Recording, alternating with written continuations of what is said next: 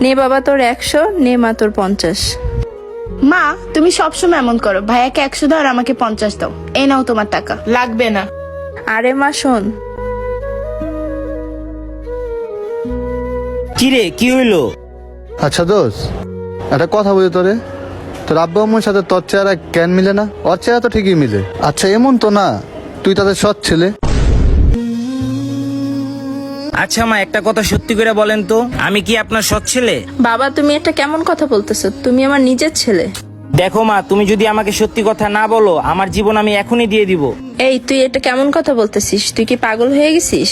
হ্যাঁ, আমি পাগল হয়ে গেছি। তুমি বলো, নাইলে আমার জীবন আমি এই মুহূর্তে দিব। দেখ বাবা তুই পাগলামি করিস না, তুই আমার কথাটা একবার শোন। আমি তোমার কোনো কথাই শুনবো না, তুমি আগে আমাকে সত্যি কথা বলো। হ্যাঁ বাবা তুই আমার সৎ ছেলে। তাহলে কেন তুমি এতদিন বলো নাই? তাহলে কেন তুমি আমাকে এত ভালোবাসা দিছো?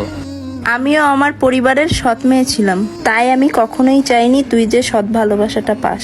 তাই তোরে কখনোই বলিনি তুই যদি কষ্ট পাস। দেখ বাবা, মা তো মাই হয়, মা কখনো সৎ আপন হয় না।